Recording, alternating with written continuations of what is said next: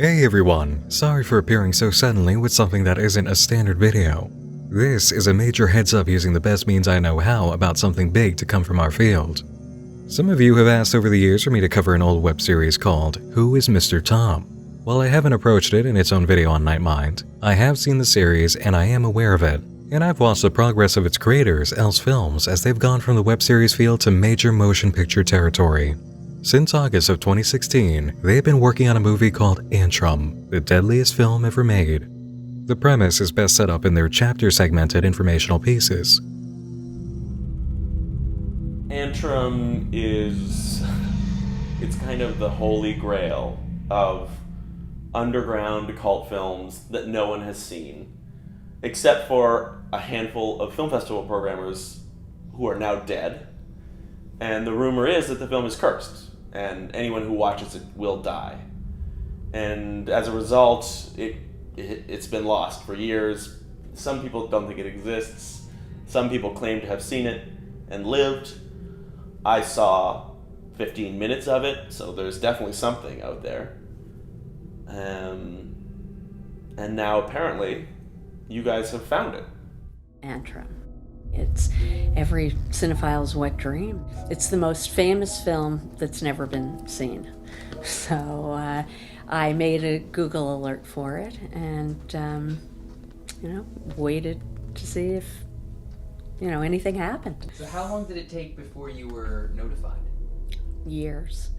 Yeah, I put out the alert in 2007 or 2008, and I didn't get a notification until 2014. So it was up for sale at an estate auction in Connecticut. So I went out there. I got it for a song, thank God.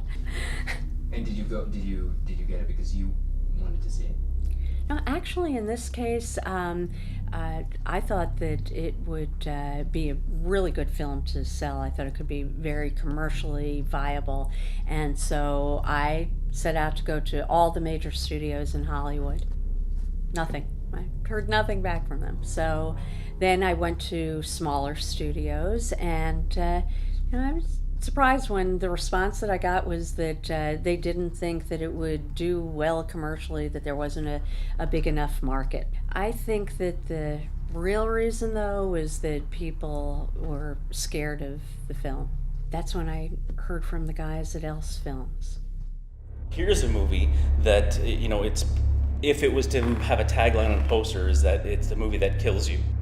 From what I've heard, because I haven't seen it, a young boy, young girl, in a forest, digging a hole to hell. This came out in the early 80s, so there's not, whatever documentation was done back then, it's gone, except from people that you've talked to, that urban legend kind of thing, how it spreads. It's not a safe movie. Based on the parts that I saw, it seemed like there was something cultish about it. And I don't mean that in the cult film sense. I mean in the cult sense, the religious cult sense. There's definitely a lot of symbolism and a lot of it almost seemed in a way like propaganda of something cultish. In the same way that sometimes maybe Scientology will make a movie that has subtle themes that are supposed to promote Scientology. It did kind of seem like the film had subtle themes. In the parts that I saw, you could kind of see where there was an agenda being promoted. And that is interesting. And what that agenda is, I don't know. I haven't seen the whole film. I'm a responsible filmmaker. I feel that films make huge impact on the public, and I don't want to be part of something that could potentially affect people negatively. There was something really weird about that film. I've never experienced that before. I've never experienced that feeling after. I had heard the rumors. I felt something unusual. I don't know if it's a curse, but something didn't feel right with me. And therefore, I don't think it would be right for me to put that out into the market, because I don't know the consequences of how it'll affect others watching it. And now that we are doing that, how do you feel about that? People do things every day that could be dangerous, from getting to their car to bungee jumping off a cliff, or saying that they want to go in a crate and be dipped in shark-infested waters. I think as long as people have an idea what they're getting into, they can make that decision on their own.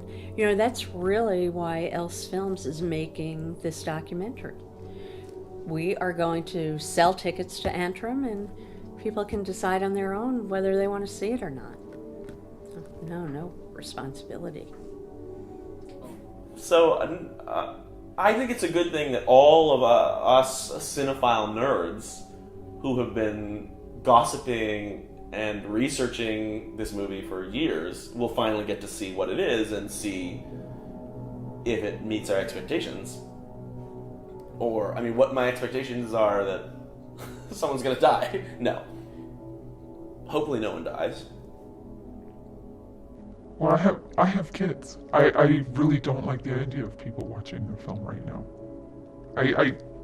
I think about the generations out there, and so if this film impacted me like that, and I didn't watch the whole film,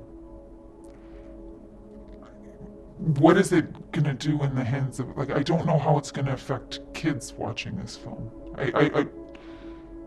I don't know how you feel at the end of the day.